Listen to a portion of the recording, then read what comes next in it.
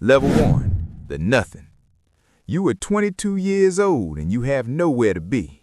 Your father spent 30 years inside a factory and came out with bad lungs and a pension that barely covers the rent. He died last spring. You were there. You watched it happen in a hospital room that smelled like bleach and old coffee, and when it was over, a nurse asked if you needed anything. You said no.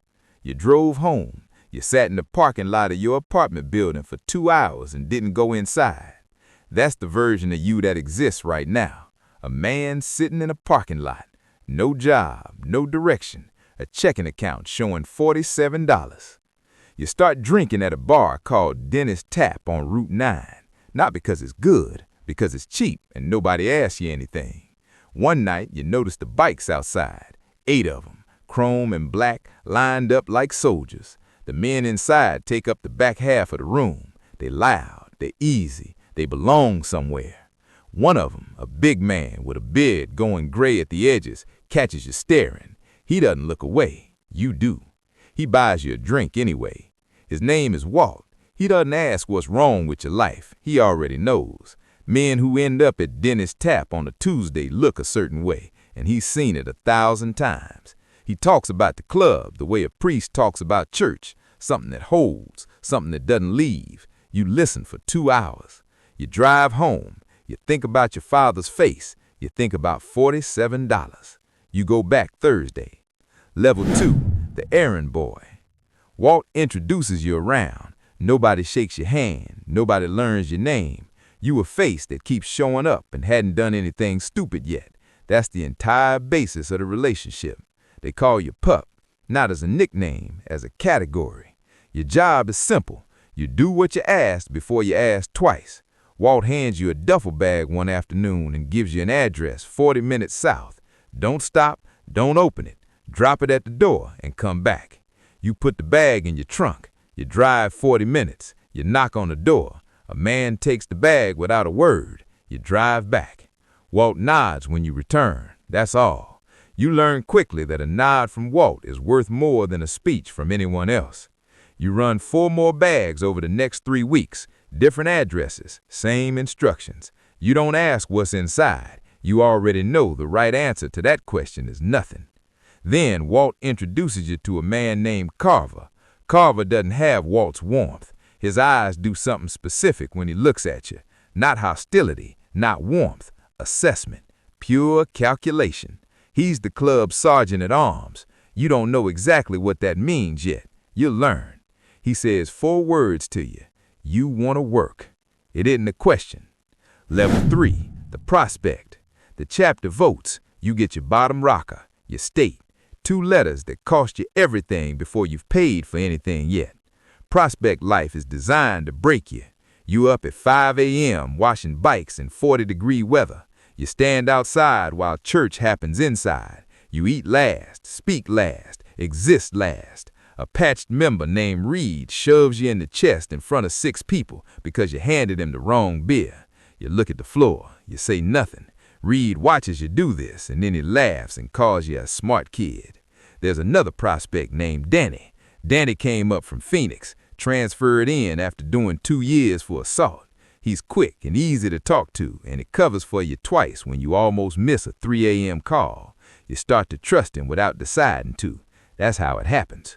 One night, Carver pulls you aside. He puts a gun on the table between you, a .38, older, nothing special. He says a man in town has been talking to the wrong people. He doesn't need to come home tonight. He doesn't need you to pull the trigger. He needs you to drive. You sit with that for a long moment. You think about $47. You think about your father. You think about Walt's face and what it looked like the first night he bought you a drink. You pick up the keys. You don't pull the trigger, not tonight. But the man who drove a duffel bag to a door and asked no questions would not have picked up those keys. That man is already gone. Level 4, the soldier. You have pulled the trigger now. It happened 6 weeks after the drive. Carver called, a different address, a different name. This time you don't just drive. You understand what's being asked, and you don't make him say it twice. You don't talk about what you felt afterwards. There's no language for it that doesn't sound like either confession or bragging. and you want nothing to do with either. What you know is this: the second time is easier than the first. The third time, you don't think about it on the drive home. That terrifies you more than any of it.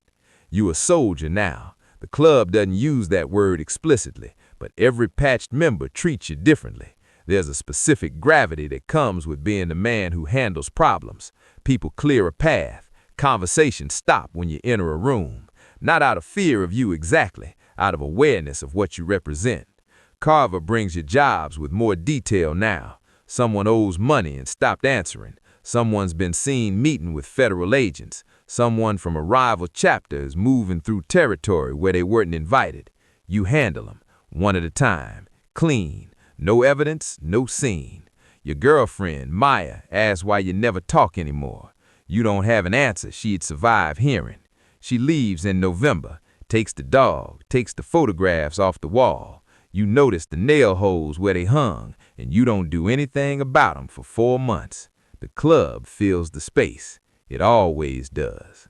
Level 5, the enforcer. Carver takes you off general rotation. You're not running errands anymore. You're not available for miscellaneous problems. You have a specific function now, and Carver guards it carefully, because men who do what you do are rarer than men who are simply willing to be violent. Violence is common in this world. Precision is not. You work alone mostly. The club gives you a name internally. Nobody uses it in front of civilians. Nobody writes it down.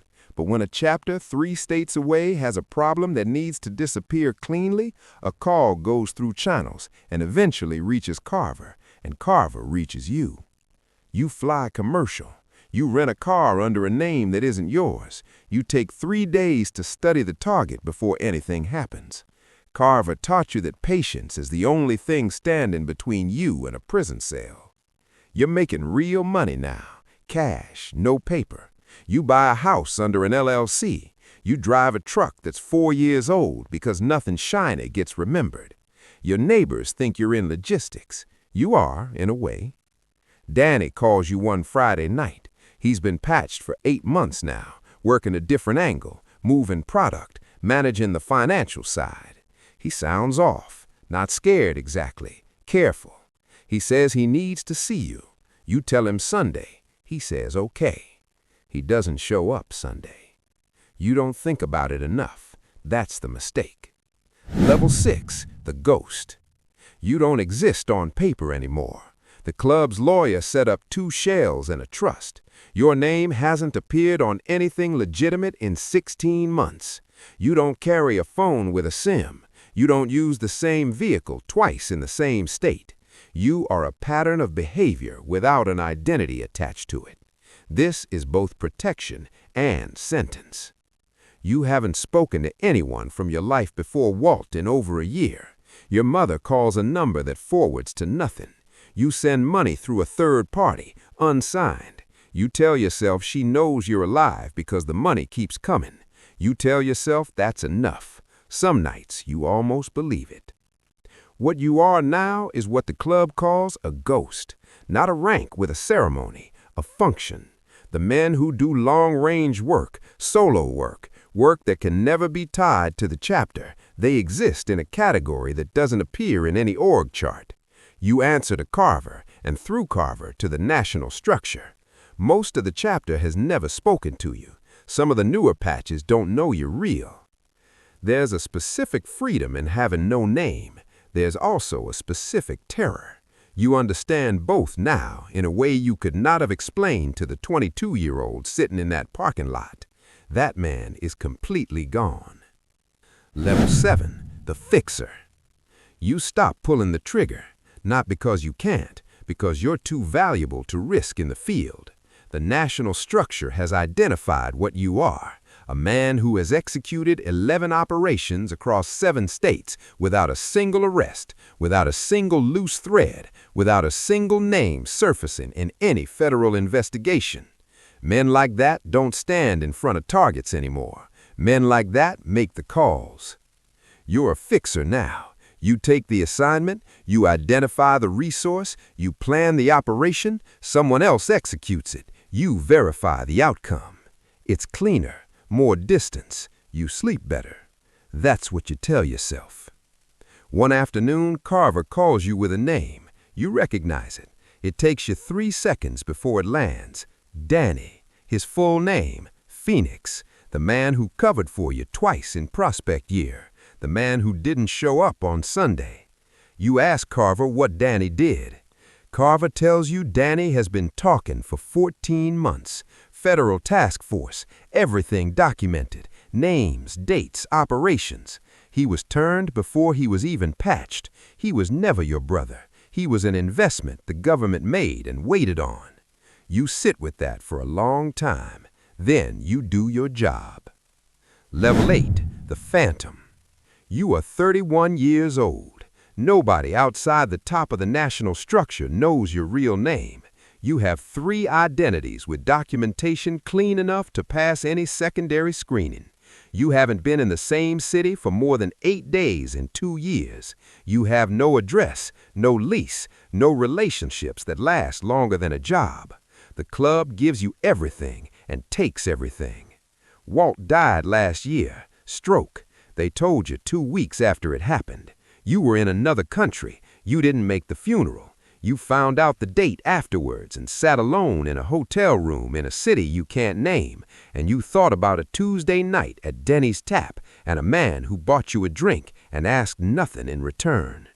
You don't know what you're doing this for anymore. That's the thought you keep not finishing. You start it and then you redirect, because if you let it finish, you'll have to sit with the answer. The money is real. The protection is real. The fear in a room when certain people say your name is real. But the $47 and the parking lot and the nowhere to be, that problem has never actually been solved. You just replaced it with a problem that cannot be spoken aloud.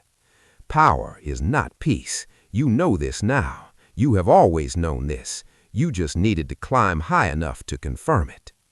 Level 9, the end. There's no ceremony for what happens next. On Wednesday morning, 12 federal vehicles arrive at 3 separate locations simultaneously. It's coordinated. It's thorough. It's been building for 2 years off information that started with a prospect named Danny and grew into something much larger than one informant. You aren't at any of those locations. You're sitting in a diner 4 states away, drinking coffee, watching the news on a mounted television above the counter. The chyron reads, Major Biker Gang Takedown, Dozens Arrested, Federal RICO Charges. They show footage of the chapter house. They show Carver in handcuffs. They show Walt's old parking spot, empty. You pay the check. You leave a cash tip. You walk to your rental car, and you sit in the driver's seat for a long time. The phone with no SIM has one contact, a number with no name. You dial it. It rings twice. A voice says, You're clear. Stay dark. New instructions in 72 hours. You put the phone down. You think about the first bag you drove to a door 40 minutes south.